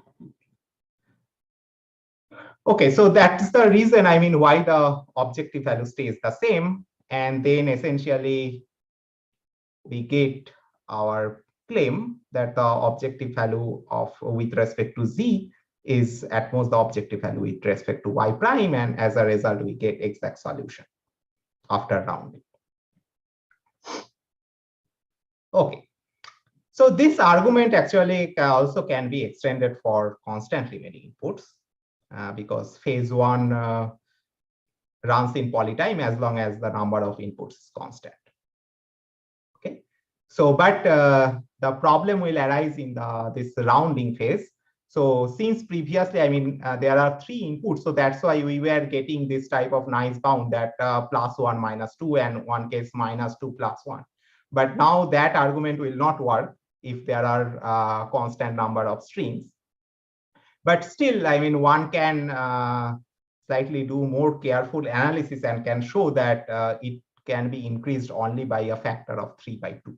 And that's why we get a 3/2 approximation algorithm as long as the number of inputs is constant.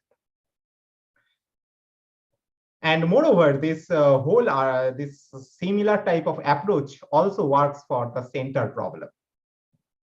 Okay, so basically later, I mean, after our work with Dash and Krautkammer, later with Gajjar and Jha, so we extended it to center problem. So just a slight detour from here is that what was the center problem? So the center problem is basically the max version. So for the median, we were minimizing the sum, but in the center, we are minimizing the max distance. Okay, so the other things remains exactly the same. So only the objective value is different. And unlike the median problem, so where for Ulam median, we don't know whether it is NP complete or not, but for center problem, we know that this is NP complete. So what we show is that essentially the similar type of approach work for this Ulam center for constantly many inputs. Like the phase one remains same, like still find a n-length center string, and again we can design a dynamic programming algorithm. So this dynamic programming algorithm is slightly different than the median one, but we can still do it. And rounding, again we can do rounding, but the rounding will not be as simple as the median one, but we essentially show that in the rounding phase, essentially that rounding phase is solving another center problem, I mean center problem with respect to another metric, which is Hamming metric, but here it is with the presence of wildcard, not just Hamming, normal Hamming metric. So this is basically center problem with Hamming with wildcard. And that particular version also we can solve in polytime as long as the number of inputs is constant. And we can again get the 3/2 approximation. And for 3 inputs, we get exact. So yeah, so I'm not going into the details because I'm not planning to do that in this talk. Maybe you are welcome to read our paper. But the high level idea was the same. Okay, so now we will try to extend this to the arbitrary inputs. So now, so far, if you have any question on this, whatever I discussed so far, maybe this is a good time to ask, because now I will describe a different technique.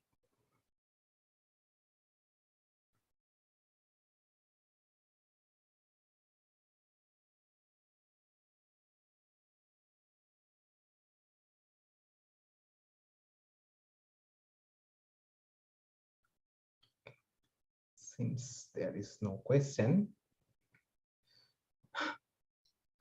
Okay, so what we argued so far is that for constantly many inputs, we can get to 1.5 approximation in polytime.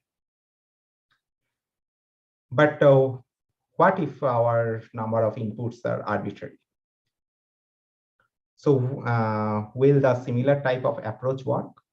Well, the similar type of approach will definitely work, because finally we'll get 1.5 approximation.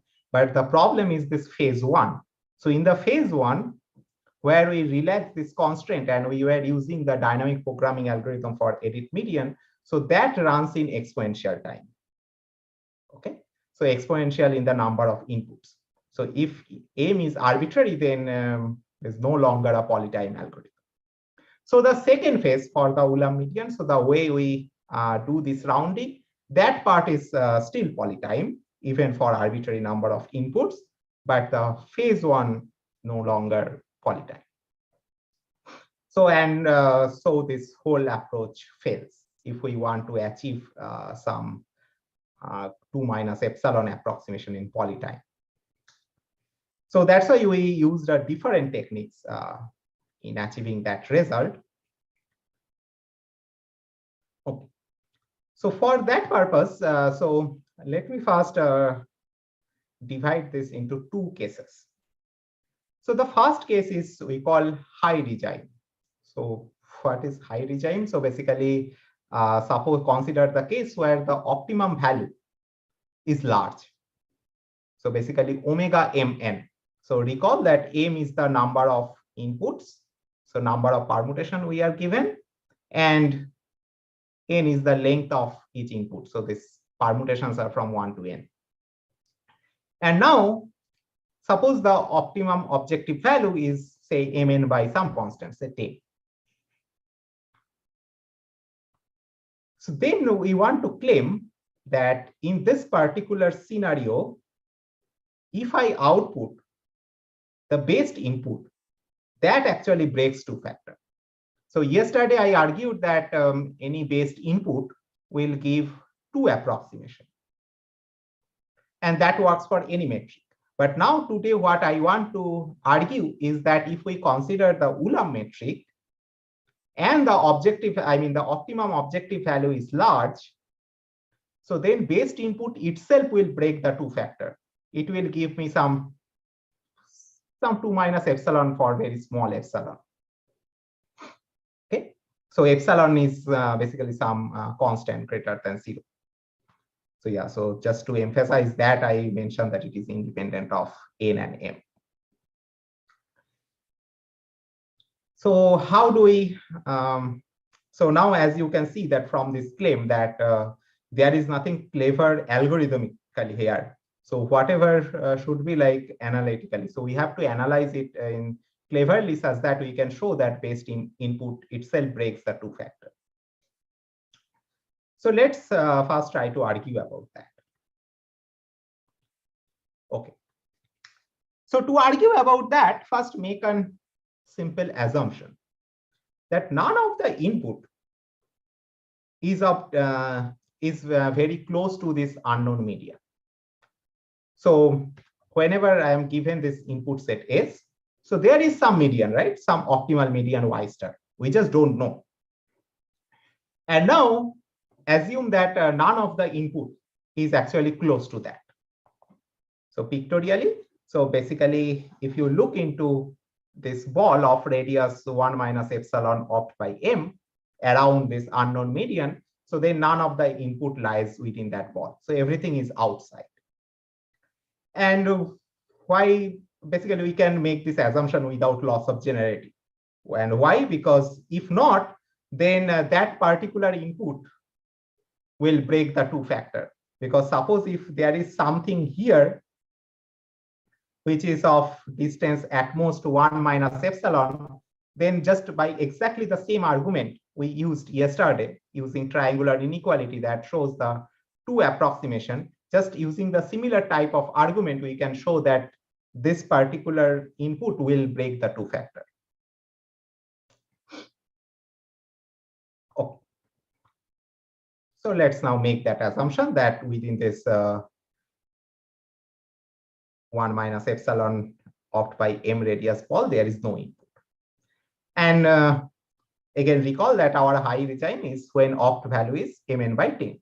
So that's why I just replace instead of opt, for simplicity, I just replace by 1 minus epsilon n by 10. Okay, So sorry, maybe this is a silly question, but it's a quick one. Does the algorithm know how to distinguish between the high regime and the other regime? As in, can we No, figure out? No. So no. all this is in the analysis, right? Yes. Okay. So the without loss of generality part, where you said that there exists an input which breaks the two factor. That No, is so also the something. assumption is this one, that none of the input is actually close to Y star. Oh, I see. So algorithm is not under any obligation to return this point No, in this no. case. Right. Okay. Okay. So Yeah. I think here, yeah, so here Hmm. we are just saying that there is no input that is close to Y star, because if that is, because if you run the, if you output the best input, definitely you will also consider this point Oh, while I see. computing Right. the objective. So then definitely, whatever you get is better than the objective value attained by this particular point. So you will break the two factor. Okay. I see. Okay. That makes sense. Sorry. Yeah, so that is the purpose of this assumption. Right. Yeah. Makes So sense. still we are in the high regime. Okay. So now, what does this high regime now then means? So then, if I consider, if I make this assumption that inside this ball there is no point, so then I know that so from this unknown median to any of the input, there are set of edit operation I have to perform, and the edit distance is greater than essentially n by 10. Okay, so it is 1 minus epsilon n by 10. So for simplicity, I just make it n by say 15. And now this for each of these inputs, I associate this set. So everything is for analysis purpose. I cannot actually see this set because I don't know the median. So for each, with each of these inputs, there is an associated set. And what is this set? So this set contains all the symbols that has to be deleted and inserted with respect to this optimal alignment. Okay, so you fix the one particular, some arbitrary optimal alignment from this Y star to each of this input. And now there will be definitely some of the symbols has to be deleted and inserted. And this II, so that basically denotes that those set of symbols. Okay. And since I already assume that there is nothing inside this ball, so then I know that this set of symbols has to be large. So for each of the input, whatever be the associated II, so this size has to be large because those edit operation has to be performed. Okay, so maybe, so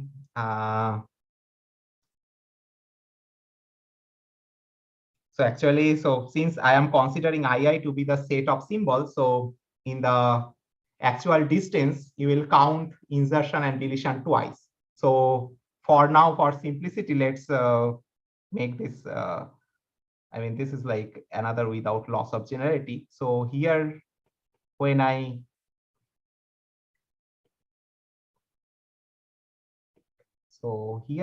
consider the edit distance, I basically count the insertion and deletion together. So because this is a very simple thing, because otherwise just instead of 20 I will get, instead of 10 I will get 20. So everything will remain the same. So as long as those are just constant. Okay, so then basically, so for each of these unaligned, set of unalignment character is say n by 50. Okay, so now here you can see that for each point there is a set of unaligned character, and these are of size at least n by 50. Now the claim is that there can be at most 30 such possible set, such that all the pairwise intersection is of size at most n by 450. I mean, you may wonder, I mean, where from this constant comes. So essentially, if here you take n by c, so then you can prove that there could be at most 2c such possible set, such that the pairwise intersection of the sets is at most 2c n by 2c square. Okay, each set is of size at least n by c, and if the pairwise intersection is at most n by 2c square, both this condition could be satisfied by at most 2c such set. There cannot be more than such set. And this claim is not very difficult to prove. I mean, it can be very simply proved by simple inclusion-exclusion argument.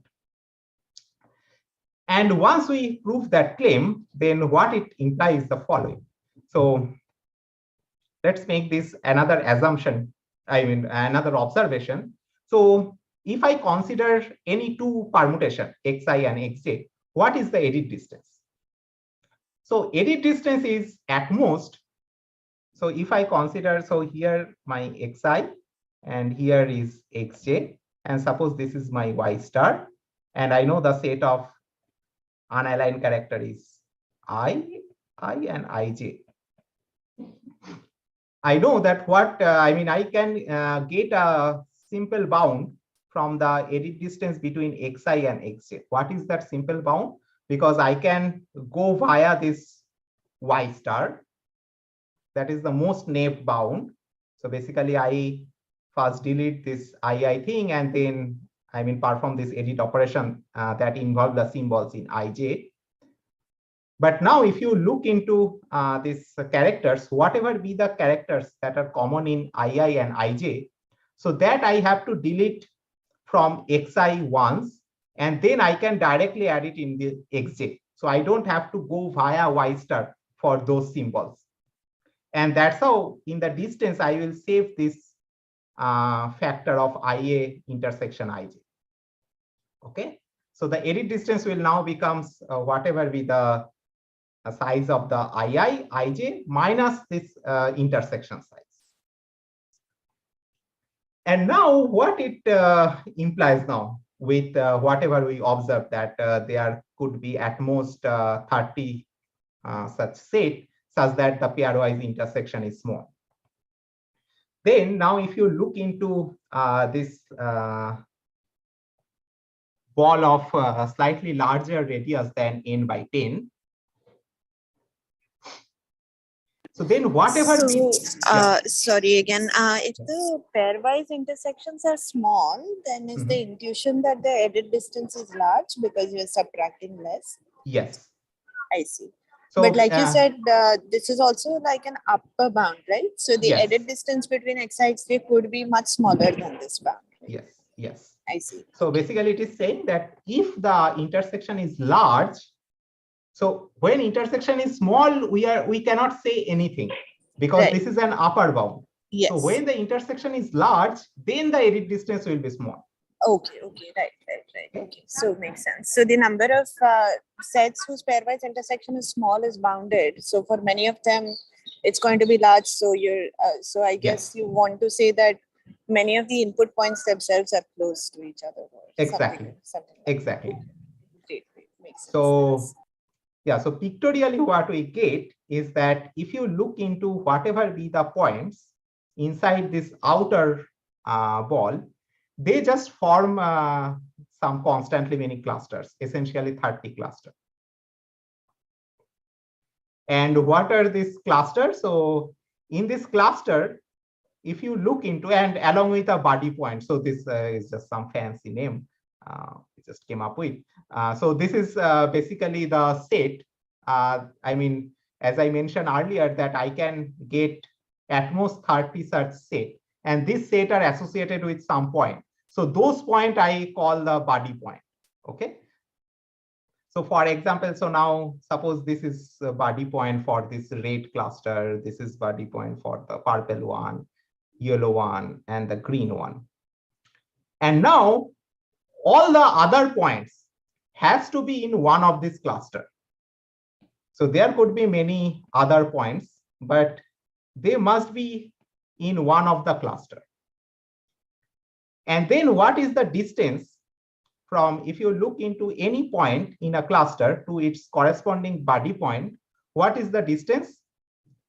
We will use this inequality. So that distance will become Ij minus the intersection. And I know that for each of these points, the intersection has to be, so suppose this is my, say, xj. I know that I1 intersect ij, so this intersection has to be greater than n by some 450. So then I know that edit distance between x1 and xj, that has to be this whatever twice roughly, I mean, this is some rough calculation. So I mean, yeah, so this is n by 15 minus n by 450. So which is basically better than 2 factor. So I get 2 minus 130 by n by 50. Okay. And now there are some constantly many clusters. So then by averaging argument, I know that one of the cluster will contribute some constant mass on the unknown optimum, right? So whatever be the opt, so in that particular quantity, one of the cluster will contribute constant mass. Say constant, I just take 70. And now, so if you consider the body point corresponding to that such a largest cluster, so then for that particular, I mean, its own cluster, it will break 2 factor. It will achieve 2 minus 1 over 30. And for the remaining, it essentially maintains the 2 factor. I mean, this again has to be proved formally. So I am not going to give the exact all the technical details, but this is the rough idea. So for its own cluster, it will break 2 factor. For the remaining cluster, it will maintain the 2 factor. So, and that's why, I mean, as a whole, when you take the sum with respect to this y bar, it attains to minus epsilon approximation. So basically it breaks 2 factor. Okay, so is this idea clear?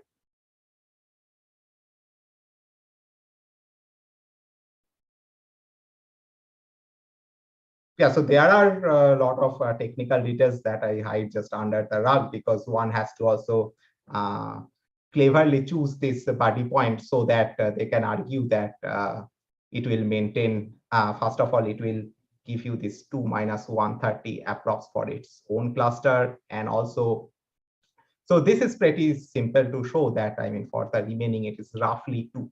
I mean, it will be slightly more than 2, but it will be roughly 2 approx for the remaining points.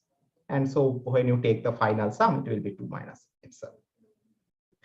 And this epsilon will be like really very small, because you can now see that there is only, I saved 1 by 30, and that is also for this 1 over 70 fraction of mass. So that's why you can imagine that epsilon is very small.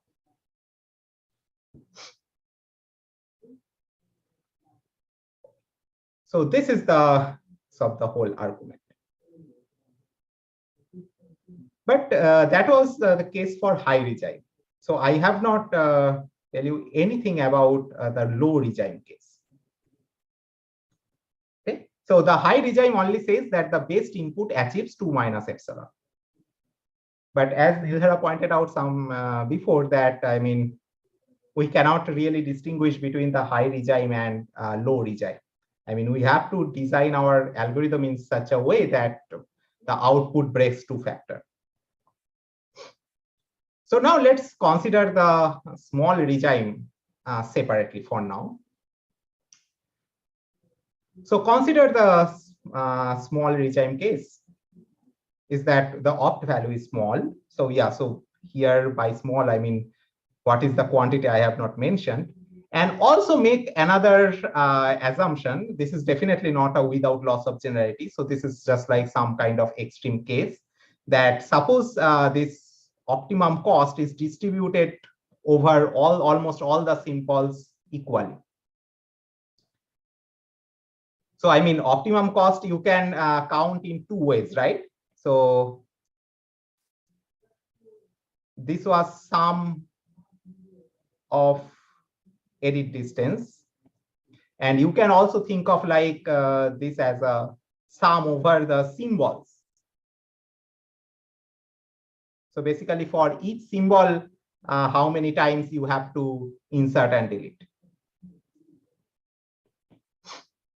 So now, if this cost is distributed equally among all the symbols, then suppose this opt value is at most, say, mn by 10, right? So then for each of the symbols, roughly you will get that for m by 10 strings, they will be unaligned.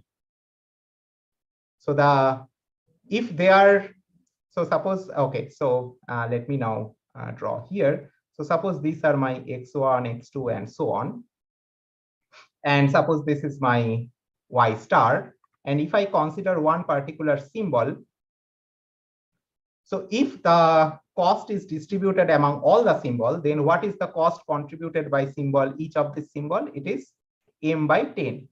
So what does that mean? That means that it will be unaligned in only m by 10 many inputs. For remaining, it will be matched.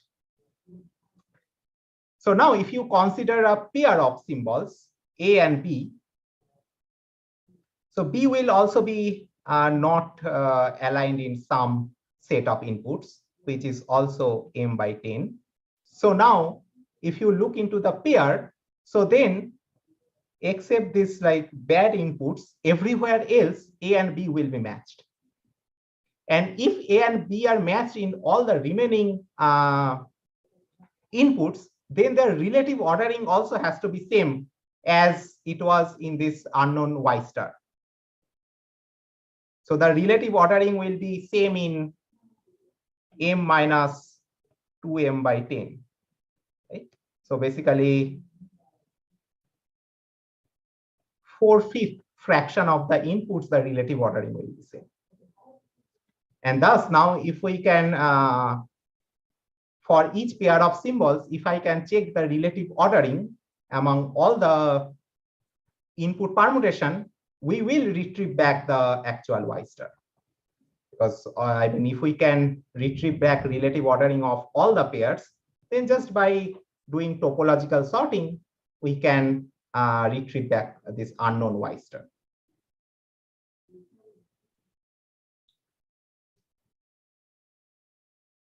Okay.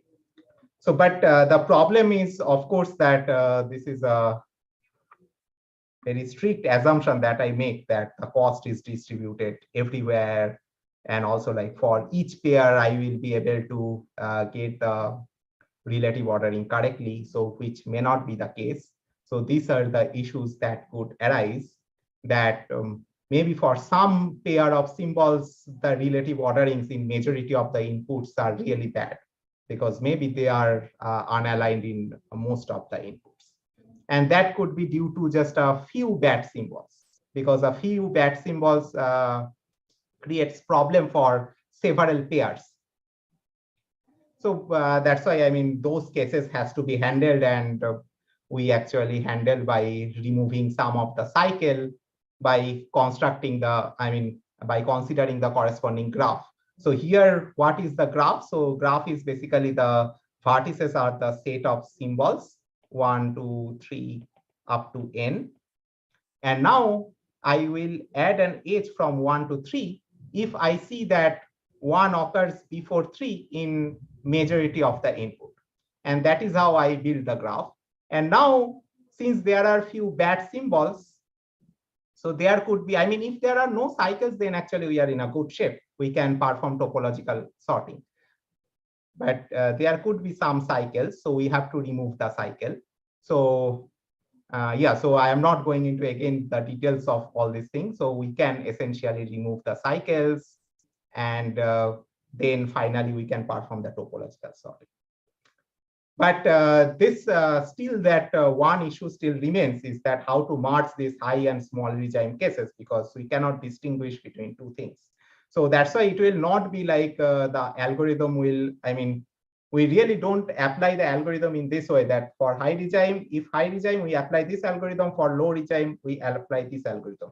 So that will not be the argument. I mean, we have to merge these two. So basically there will be two algorithms. One will consider this graph and perform the whatever the removal of cycle and the topological sorting, and another will be the best of input. And now, so the analysis should take care of the fact that even if they are like something in between case, like high and this special type of small regime, still the best of these two algorithm will break two factor.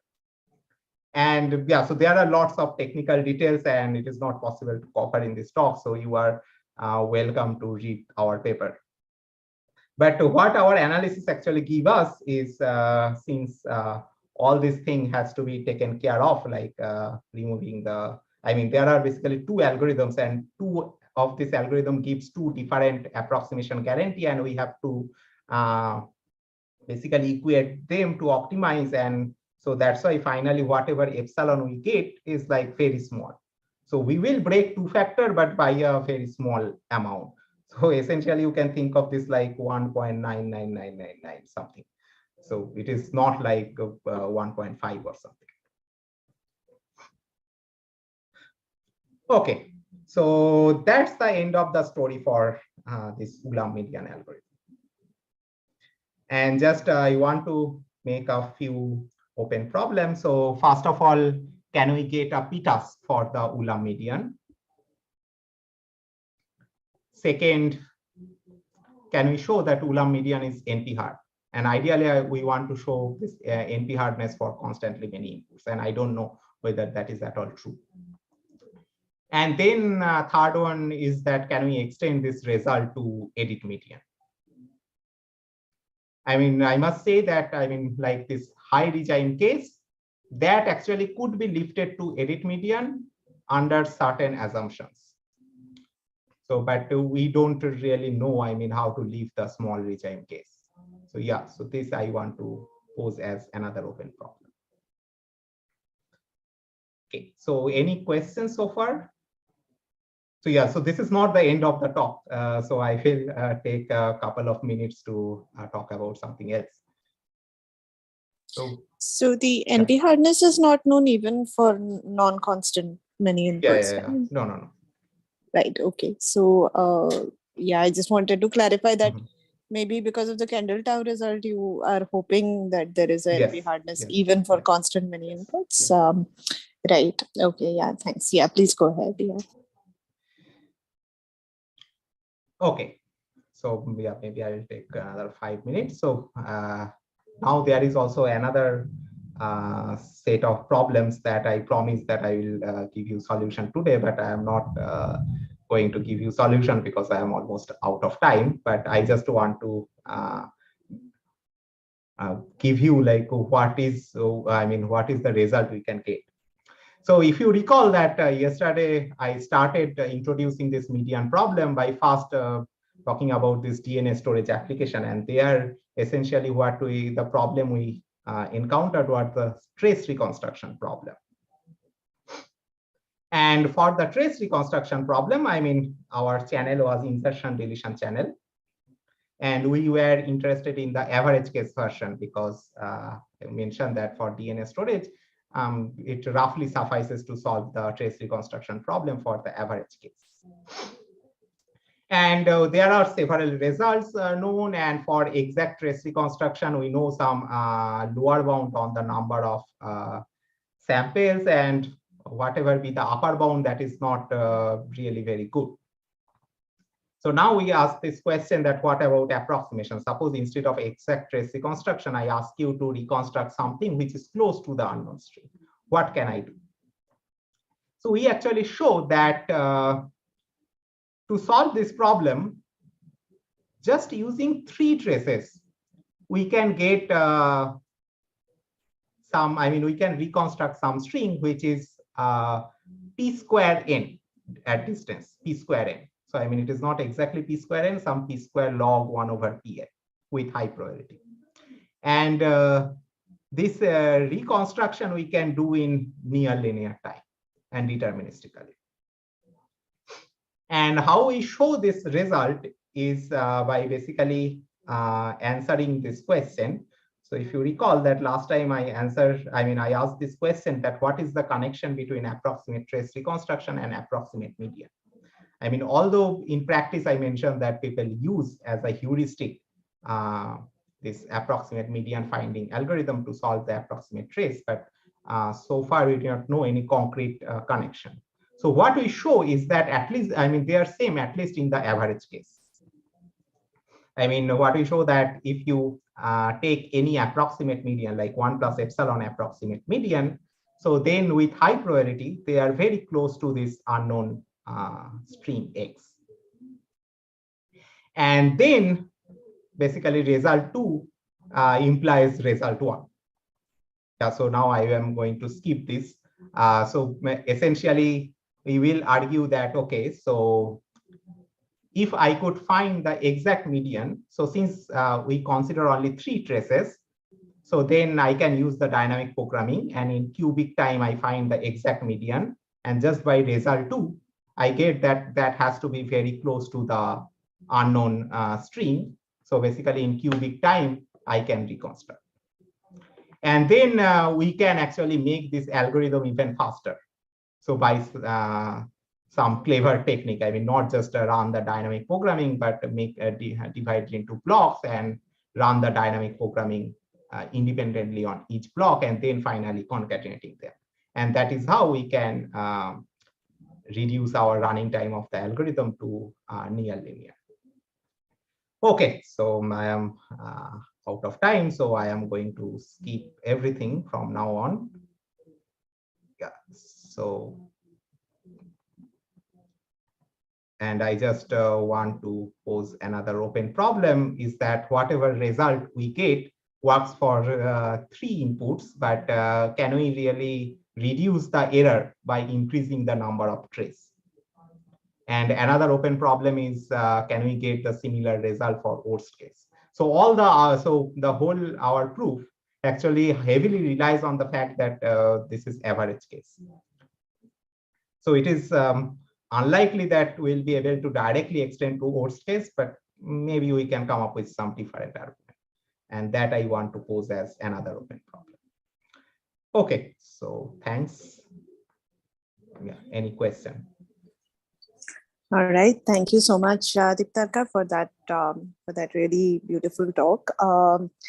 And on behalf of all the attendees, I'd like to thank you and a virtual applause for you. And I welcome any questions in the chat. We are slightly over time, so in case we are not able to accommodate everything, please feel free to perhaps reach out over email in case you have any unanswered questions. Thank you. Right. Also, I think one of the organizers. Sorry, I cannot hear you.